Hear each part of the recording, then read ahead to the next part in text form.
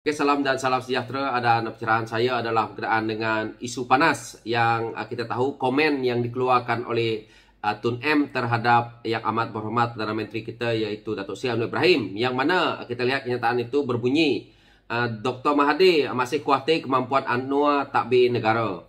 Jadi apa yang kita lihat daripada kenyataan ini, saya tidak berapa nak membaca kenyataan-kenyataan panjang ini kerana saya tahu Tun M memang tidak berpuas hati dengan Datuk Seri Anwar Ibrahim sebagai Perdana Menteri yang ada hari ini. Tetapi kita lihat daripada kronologinya apa yang telah pun berlaku, kita tahu Datuk Seri Anwar Ibrahim telah pun menjadi Perdana Menteri tidak sampai pun 6 bulan. Dan kita tahu juga beliau sendiri telah pun diangkat oleh Tun M untuk menjadi seorang ahli politik. Daripada apa yang kita lihat, Tun M telah pun memberi ruang kepada Datuk Seri Anwar Ibrahim itu untuk menjadi timbalan Perdana Menteri sewaktu beliau mentadbir negara begitu cepat. Sehingga kan daripada Menteri KBS ke Menteri Pertanian dan dipindahkan kepada Kementerian Pelajaran. Dan akhirnya dia juga dinaikkan lagi sebagai Menteri Keuangan. Dan hari ini kita dengar dia khawatir. Dulu waktu kamu angkat Datuk Seri Anwar Ibrahim sehingga menjadi orang yang begitu cepat sebagai timbalan Perdana Menteri, kamu tidak khawatir. Dan kamu juga pernah bercuti selama 2 bulan dan kamu memberi ruang untuk Datuk Seri Anwar Ibrahim mentadbir urus negara. Ini adalah satu pada saya perkara yang Tun M perlu lihat dan dia tidak perlu mengkritik. Sebab apa? Politik yang ada hari ini sudah pun menolak Tun M. Kalau Tun M adalah seorang tokoh yang dihargai ataupun dihormati pada hari ini, saya rasa dia tidak kalah dalam PRU ke-15 ini. Dan kita tahu hilang deposit. Ini sepatutnya Tun M jadikan pengajaran dan dia berilah laluan kepada orang lain. Apa yang kita lihat dalam negara ini, kalau Tun M nak risau akan kemampuan Datuk Seri Anwar Ibrahim, sepatutnya Tun M apabila menjadi Perdana Menteri selama 23 tahun dan menjadi juga Perdana Menteri selama 22 bulan dalam PH itu, sepatutnya yang 22 ataupun yang 23 tahun dia menjadi Perdana Menteri itu, Tun M tak ada hutang untuk negara ini.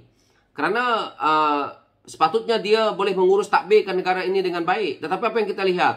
Setelah dia pecat Datuk Seri Anwar Ibrahim, dari situlah melonjaknya hutang yang dibuat dan akhirnya menjadi satu barah yang ada hari ini. Dan pimpinan-pimpinan yang ada dalam politik hari ini, yang lama-lama ni kebanyakannya adalah anak didik Tun M ini sendiri, yang mana terlibat dengan isu-isu yang sangat tidak menyenangkan rakyat, iaitu seperti rasuah, salah guna kuasa, penyelewengan yang berleluasa, yang hingga akhirnya mungkin kita boleh katakan tok gurunya adalah Tun M ini sendiri. Jadi apa yang dia nak khawatir dengan Datuk Seri Anwar Ibrahim ini? Apakah kerana ada kes-kes lama yang dia rasa dia takut? Yang mana kita tahu apabila kita nak sebut tentang isu yang melibatkan akaun pewajar suatu masa dulu, yang mana laporan-laporan yang melibatkan audit, apakah Tun M rasa masih lagi dibayangi oleh masalah-masalah seperti ini? Satunya Tun M perlu berterima kasih kerana kita sebenarnya juga tidak mempunyai tokoh lain yang ada hari ini. Tinggal satu ni saja. Orang yang lain yang naik, yang sepatutnya kita khawatiri kemampuannya, Tun M setuju pula. Contoh, saya tidak nak ungkit banyak perkara yang lain, tapi kita lihat, apakah kita, contohnya Datuk Seri Ismail Sabri, kita tidak melihat kepada kemampuannya, kenapa Tun M tidak mempertikaikan dia? Kenapa Tun M tidak mempertikaikan Tan Sri Muhyiddin Yassin? Setelah orang lain dilantik menjadi Perdana Menteri, contohnya, dia tidak pula mempertikaikan kemampuan dia. Kenapa harus mempertikaikan kemampuan Datuk Seri Anwar Ibrahim yang hanya belum sampai lagi teruji, 100 hari pun tidak lagi teruji? Ini pada saya sangat tidak adil, dan kenyataan yang dikeluarkan oleh Tun ini pada saya juga dia hanya memikirkan kepentingan politik pribadi dia, yang mana pada saya juga ini adalah satu politik dendam. Sebab itu kita lihat pembohongan demi pembohongan yang Tun telah lakukan. Dia menyangkal pembohongan dia sendiri. Rakyat tidak bodoh. Sebab itu kalau Tun rasa dia betul, Tun patut cermin diri dia bahawa kekalahan pada PRU ke-15 itu mencerminkan rakyat sudah muak dengan cara politik lama itu. Dan paling teruk sekali kita lihat sebagai anak Sarawak yang lahir dalam kepimpinan politik yang mana masih lagi kita lihat sama lebih kurang dengan cara yang dahulu, maka saya lihat Tun telah pun menganaktirikan Sarawak, Sabah contohnya, yang mana pembangunan tidak serata, tetapi Tun lebih kepada projek-projek yang kita lihat super mega di tempat-tempat yang sepatutnya tidak perlu kita buat perkara-perkara pembangunan yang begitu besar sekali, kerana Sabah dan Sarawak, kamu ambil duit dia, lepas itu kamu letak ke pusat, lepas itu kamu menjoli untuk dengan kroni-kroni dia. Jadi Tun ni, pada saya, telah pun membuatkan kemiskinan tegar banyak berlaku di Sabah dan Sarawak, kerana dia menganaktirikan. Tetapi kita lihat elit-elit politik begitu kaya raya. Tun bolehlah berkata bahawa beliau mungkin dilihat oleh anak muda akan datang untuk dia nak jadikan sebagai contoh pemimpin yang hebat. Tetapi di sisi lain, rakyat ataupun anak-anak muda seperti kami ini akan mempertikaikan kemampuan Tun itu. Kerana Tun dia kedekut dengan rakyat, tetapi Tun memberi kroni-kroni mereka kekayaan yang luar biasa. Rakyat di bawah terhimpit. Tun susah nak memberi rakyat bantuan yang sewajarnya. Jadi patutnya Tun melihat ke arah itu. Sedangkan Tun makan ayam goreng, rakyat makan garam. Rakyat dah tolong apa yang Tun dah buat. Waktu Tun menjadi Perdana Menteri, krisis ekonomi yang melanda Malaysia, rakyat terpaksa bergadai, berdolak bergadai. Tetapi ahli-ahli politik duduk di takut yang sama. Tun juga tidak pernah menjadi Perdana Menteri yang tidak mengambil bergaji. Anak Tun sendiri kaya raya. Jadi apa yang Tun nak katakan? Apakah kalau Tun tak menjadi Perdana Menteri, apakah anak dia boleh kaya raya? Ini adalah satu kekayaan rakyat. Tidak mungkin anak Perdana Menteri itu boleh kaya raya kalau tanpa kuasa ataupun pengaruh dari bapa dia.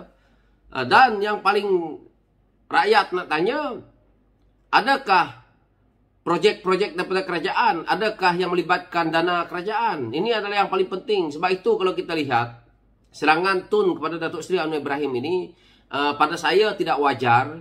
Dan sebagai seorang ahli politik yang lama dan sebagai ahli politik yang dihormati oleh kita rakyat negara ini, walaupun kita kadang-kadang terguris dengan kata-kata yang seperti ini, tetapi sepatutnya Tun tidak mengeluarkan perkataan seperti ini, kerana apabila Tun merasa khawatir akan kemampuan Datuk Seri Anwar Ibrahim, dia sebenarnya impak besar kepada negara, iaitu kita akan menjadi satu yang membuatkan pelabur-pelabur luar jadi takut.